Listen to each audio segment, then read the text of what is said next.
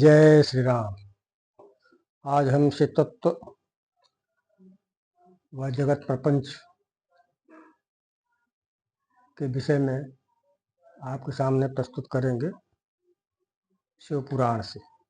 समस्त संसार स्त्री पुरुषमय है, सब चित आनंद श्रुति का कथन है। यह शरीर 6 कोष रूप में दर्शित है। पहला 3 कोष माता के अंश से, दूसरा 3 कोष पिता के अंश से बनता है, जो श्रुति का कथन है। चित शब्द से जड़ जगत की निवृत्ति की जाती है। सत शब्द तीनों लिंगों में विद्यमान है। सत को पुल्लिंग मानना चाहिए, जो प्रकाश का वाचक है, जो पुरुष भाव को दर्शित करता है।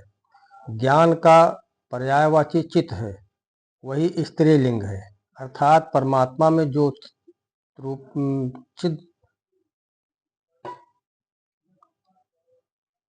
चिद्रूपता है, स्त्री भाव को सूचित करता है, जो जगत के कारण भाव को दर्शाते हैं।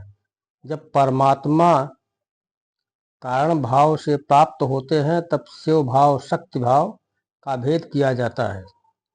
शिव और शक्ति को ही ब्रह्म कहा गया है। ब्रह्म धात्वर्थगत व्यापकता एवं सर्वव्यापकता नित्य है। हंसः पद उलट देने से सो अहम पद बनता है। सो अहम पद में से सकार और हकार व्यंजन को त्यागने से स्थूल ओम बचता है, जो परमात्मा का वाचक है। अर्थात हंस पद में ह स तथा अंग 15वें 16वें अनुस्वार के साथ है। सकार के साथ अ विसर्ग सहित है। जो सकार के उठकर हंग के आदि में रखा जाए तो हंस के विपरीत सो अहम महामंत्र हो जाता है, तथा जो सकार है शिव का वाचक है। अर्थात सकार अर्थ में शिव माने गए हैं। प्रज्ञानम ब्रह्म में प्रधानम पद आया है, जो चैतन्य का पर्याय है। शिव सूक्त में चैतन्य में आत्मा अर्थात आत्मा चैतन्य रूप है, जो शिव शक्ति है। इसी प्रकार अग्निशोम के विषय में बताया गया है। अग्निशोम का प्रतिपादक संपूर्ण विश्व का अग्निशोमात्मक एवं वागाशात्मक है। रुद्र का जो घोर रूप शरीर है वह अग्नि है, तथा अमृतमय सोम शक्ति रूपा है। शक्ति का शरीर शांति कारक है। अमृत ही प्रतिष्ठा नामक कला है, तथा तेज विद्या नामक कला है। तेज की वृत्ति सूर्य रूपा और अग्नि रूपा है, तथा रस वृत्ति भी 2 सोम रूपिणी, दूसरी जल रूपिणी। तेज विद्युत रूप में, रस मधुर रूप में।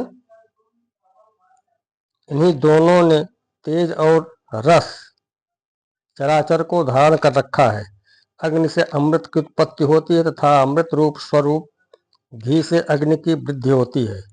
इसीलिए अग्नि और सोम को की गई आहुतियां जगत के लिए हितकारक मानी गई हैं। अग्नि वहां तक जाती है जहां अमृत विद्यमान है, तथा जहां तक अग्नि का स्थान है वहां तक सोम संबंधी अमृत नीचे की ओर झरता है। इसलिए कालाग्नि नीचे है और शक्ति ऊपर है। जहां तक अग्नि है उसकी गति ऊपर की ओर है। जो जल का आप्लावन है उसकी गति नीचे की ओर है। अर्थात शिव ऊपर है, शक्ति नीचे है, तथा शक्ति ऊपर है, शिव नीचे है। शिव तत्वों से ही ब्रह्मांड की उत्पत्ति है। 5 तत्वों के शोधन से व्यापिका अव्यापिका शक्ति जानी जाती है। निवृत्त कला से रुद्रलोक ब्रह्मांड की स्थिति को शोधन होता है। प्रतिष्ठा कला उसके ऊपर अव्यक्तता की सीमा तक विद्या कला से विद्वेश्वर पर्यंत स्थान का शोधन होता है। शांति कला द्वारा उससे ऊपर तथा शांतिता कला द्वारा अध्वा के अंत तक का शोधन होता है, जिसे परम व्योम कहते हैं। ये शिवपुराण से ली हुई बात है और जिसको हमने आपके समक्ष रखा। हमारे सामने हमारे व्यूअर कुछ प्रश्न किए हैं, जिसके विषय में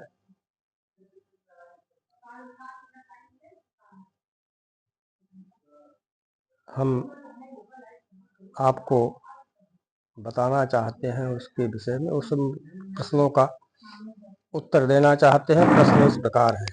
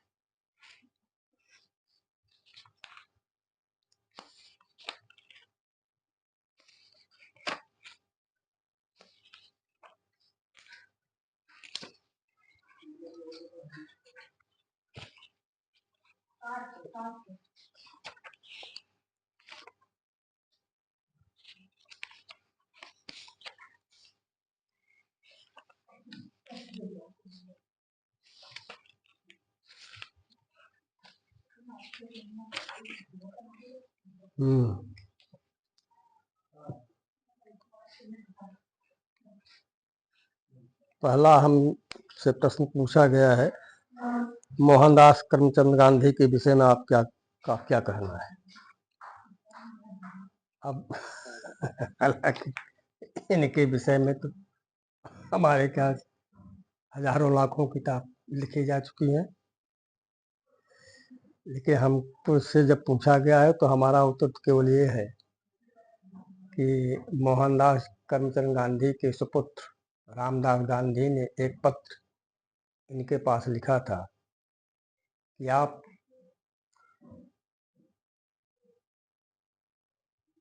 हिंदुओं के अभिशाप बन चुके हैं।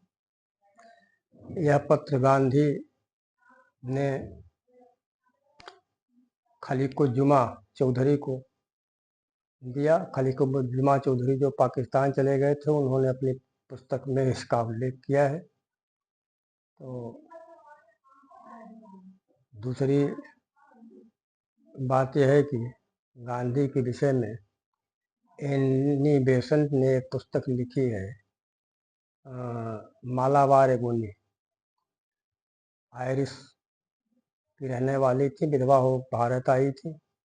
वो कांग्रेस की अध्यक्षा भी रही तथा स्वतंत्रता संग्राम में उनकी अग्रणी भूमिका भी रही। तो उन्होंने मालाबार में जो हिंसाएं हिंदुओं के प्रति, नायरों के प्रति हुई थी, उसके विषय में एक पुस्तक लिखी, मालाबार एगोनी, जिसमें गांधी के विषय उन्होंने बहुत कुछ लिखा है। तथा इसकी पुष्टि शंकर नारायणन, जो 1908 में मद्रास के चीफ जस्टिस बनाए गए थे, उसके पहले कांग्रेस के अध्यक्ष भी बनाए गए थे 1918 ऐसे 1905 में थे, ऐसे कुछ था। तो उन्होंने लिखा है, गांधी एंड अनार्की एक पुस्तक लिखी है। उसमें भी गांधी का उल्लेख किया गया है। तथा अभी एक प्रखर श्रीवास्तव जी ने एक पुस्तक लिखी गांधी के लिए ही, हे राम, उस पुस्तक का नाम है। इसमें गांधी जी का पूरा जीवन चरित्र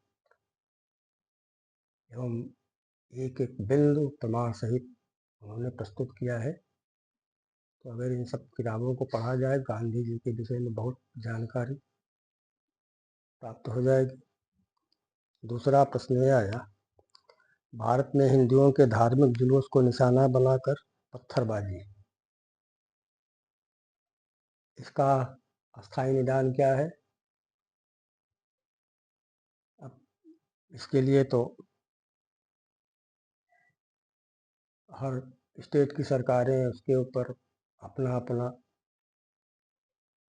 एडमिनिस्ट्रेटिव पावर लगा करके उसको उद्दंडता को का शमन कर रही है और करती रहती है समय समय से। कुछ पक्षपातपूर्ण होती है, कुछ न्यायपूर्वक होती है। ऐसी स्थिति में उनके विषय में तो हम इतना ही कहेंगे कि 1946 में जो असेंबली का चुनाव हुआ था उसमें मुसलमानों ने यह मांग की थी कि हम हिंदुओं के साथ नहीं रह सकते, इसलिए हमको पाकिस्तान दिया जाए और हमारी सीट आरक्षित करी जाए, उसमें चुनाव हो और चुनाव के आधार पर हमें हमारे लिए पाकिस्तान बनाया जाए। तो 492 सीटें सुरक्षित की गई थी उनके लिए, जिसमें 429 सीट मुस्लिम लीग ने जीती थी। इसी आधार पर भारत पाकिस्तान का विभाजन हुआ उन्हीं की मांगों पर। तो एक प्रकार से अब अगर भारत में मुसलमान रह रहे हैं तो अवैध रूप से रह रहे हैं।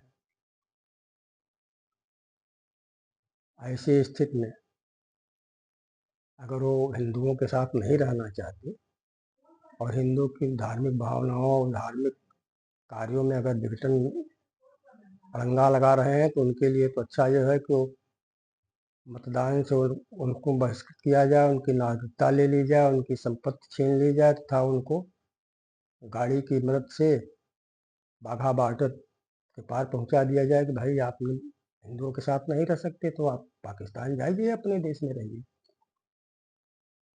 और जो रहना चाहते हैं वो इत्मीनान के साथ, इज्जत के साथ रहे। पाकिस्तान उनका स्वागत कर रहा है, भारत भी उनका स्वागत कर रहा है जो यहाँ शांतिपूर्वक हिंदुओं के साथ रहना चाहते हैं।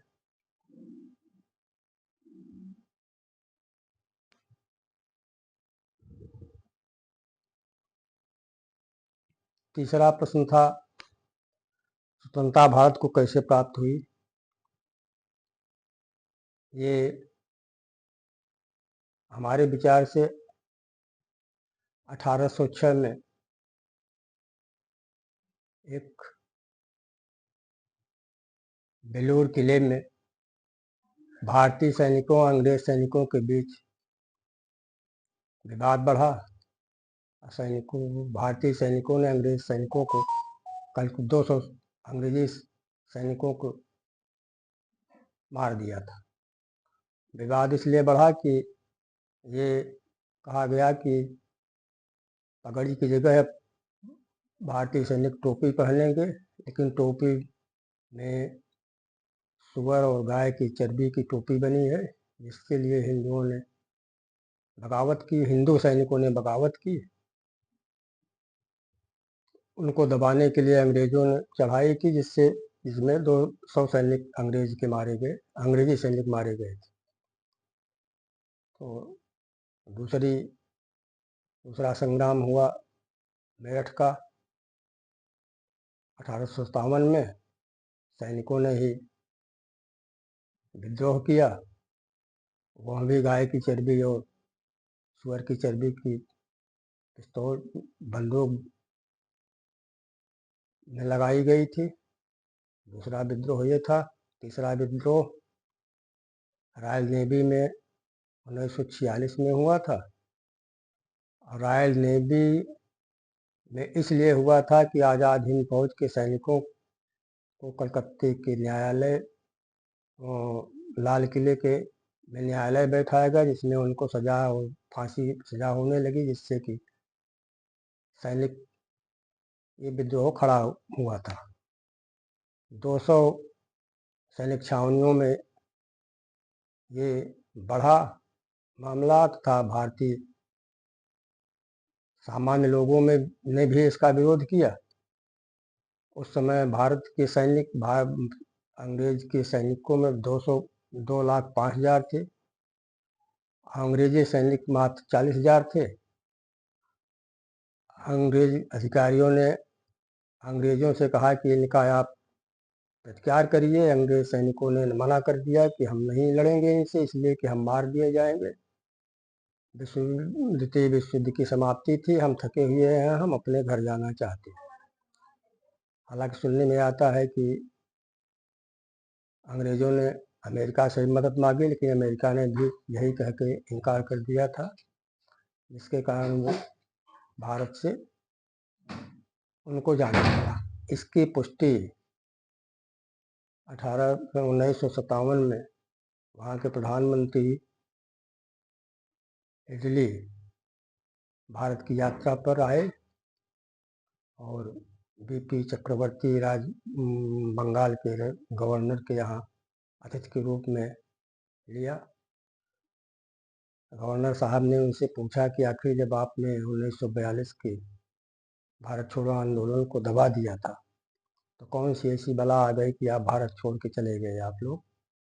तो उन्होंने उत्तर दिया था कि हम भारत छोड़ो आंदोलन से नहीं भागे, बल्कि हमारे यहाँ के सैनिकों ने भारतीय सैनिकों से लड़ने के लिए जवाब दे दिया, और उस जवाब के कारण हम लोग हताश हो गए। रॉयल नेवी का जो मामला बढ़ा, जिसके कारण हम लोगों को भारत से भागना पड़ा। तो उन्होंने पूछा कि इसमें गांधी का रोल क्या आप कह सकते हैं? उन्होंने बताया था कि गांधी का रोल इसमें कुछ नहीं था, केवल सुभाष चंद्र बोस का खौफ जरूर था। ऐसी स्थिति में भारतीय सैनिकों के विद्रोह से ही हम सब भारत को स्वतंत्रता क्या मिली। ट्रांसफर ऑफ पावर उस समय हुआ था। अपनी शर्त पर लॉर्ड माउंटबेटन ने नेहरू को ट्रांसफर ऑफ पावर किया था। वो शर्तें बहुत ही मैंने जो शासन अंग्रेजों ने किया, वही शासन नेहरू को सीधे सीधे सौंप कर गए थे। फिलहाल अब उसको तो हम 15 अगस्त 1947 मानते ही हैं कि हम स्वतंत्र हुए थे। ऐसी स्थिति में दूसरे प्रश्न का उत्तर, तीसरे का तो हमारा ये है। चौथे प्रश्न कहा लिखा पूछा गया है कि उत्तर प्रदेश के सम्मानित मुख्यमंत्री योगी आदित्यनाथ जी के विषय में आपका क्या कहना है? हमारा तो ये कहना है कि प्राज्ञ संत शिरोमणि पुरुष सिंह योगी श्री आदित्यनाथ जी जो उत्तर प्रदेश के मुख्यमंत्री हैं, इनका हाथ मजबूत करने के लिए हम हिंदुओं को एक होकर के उनका समर्थन करना चाहिए, और वही सक्षम है कि इन सब तमाम बुराइयों को भारत से दूर कर सकते हैं, और हम सब शांति भाव से एक दूसरे के साथ रह सकते हैं। इसलिए कि ऐसी दूरदर्शिता का मुख्यमंत्री भारतवर्ष में अभी तक न कोई आया, न आगामी आने में किसी की संभावना दिख रही है। हालांकि इन्हीं पद चिन्हों पर हमारे असम के मुख्यमंत्री भी चल रहे हैं, मध्य प्रदेश के मुख्यमंत्री भी चल रहे हैं, उत्तरांचल के भी मुख्यमंत्री चल रहे हैं, छत्तीसगढ़ के भी चल रहे हैं, राजस्थान के भी चल रहे हैं। और इसी ढंग से चलना पड़ेगा, इसलिए कि अगर नहीं चलते हैं तो हिंदुओं के लिए जीवन यापन करना भारत में भी बहुत मुश्किल करने की जो विदेशी ताकतों द्वारा शक्ति यहाँ के राष्ट्र विरोधी तत्वों को दी जा रही है, इससे भारत में स्थिरता आवे, और जैसे भारत पहले गुलाम था, उसी ढंग से हमारे कहने पर गुलामी भारत की बनी रहे। इसको दूर करने के लिए ज़रूरी है कि हम अपने मुख्यमंत्री जैसे व्यक्ति का सभी हिंदू समाज एकजुट होकर के समर्थन करे, उनका हाथ मजबूत करे। इसलिए वो हमारे मुख्यमंत्री जी शोषितों, वंचितों, अल्पसंख्यकों, बहुसंख्यकों सबके ऊपर न्याय की दृष्टि रखते हैं और इसी न्याय पर आधारित उत्तर प्रदेश की इस समय दूसरे दर्जे का स्थान भारत में आर्थिक दृष्टि से पहुंचा चुके हैं। बेरोजगारी भी दूर कर रहे हैं, जनमानस की सुनवाई भी अच्छी तरह से हो रही है। जो उद्दंडता कर रहा है, जो आतंकवादी है, उसके प्रति उनका रवैया भी बहुत न्यायपरक है, किसी के साथ कोई भेदभाव नहीं रखते तथा गरीबों के प्रति दया भी रखते हैं। वो ऐसे समाज से आते हैं, नाथ संप्रदाय उनका संप्रदाय है। सन्यासी विद्रोह, जब अंग्रेजों ने सन्यासियों के ऊपर टैक्स लगाया था तो नाथ संप्रदाय की अगुवाई में ही, जब तक टैक्स वापस नहीं लिया गया तब तक लड़ाई लड़ते रहे। यह नाथ संप्रदाय लड़ाई लड़ता रहा। राम मंदिर के लिए हमारे गोरखनाथ पीठाधीश्वर शुरू से ही लगे रहे। गोरख भगवान राम का मंदिर बनवाने के लिए वो लड़ाई हमारे योगी जी ही पूरा करके अपनी प्रतिबद्धता, अपने संस्था की प्रतिबद्धता दर्शित किया, जो हम लोगों के लिए एक अति उत्साहित और संतुष्ट करने वाली स्थिति है। तो ऐसी स्थिति में हम तो यही चाहेंगे कि हमारा समाज, हमारा हिंदू धर्म, हमारी संस्कृति, हमारी सभ्यता, हमारे पिछड़ा समाज जिनके लिए योगी जी दिन रात एक किए हुए हैं, दलित समाज जिनके लिए योगी पूरा प्रयत्न करके उनको आगे उठाना चाहते हैं, शिक्षा जगत हो, आर्थिक जगत हो, कृषि जगत हो, हर क्षेत्र में आगे ले जाने की दूरदर्शिता दिखा करके आगे बढ़ा रहे हैं। ऐसे मुख्यमंत्री को सत सत नमन। और सबसे हमारी यही गुजारिश है कि हम अपने मुख्यमंत्री का हाथ मजबूत करें, उनका सहयोग दें और उनके न्याय से हम लोग लाभान्वित हो। यही हमारी कामना है, यही हमारी योगी जी को के प्रति सदिच्छा बनी रहे। इसके लिए हम सबको एकजुट होकर के उनका समर्थन करना चाहिए। जय श्री राम, जय हिंद।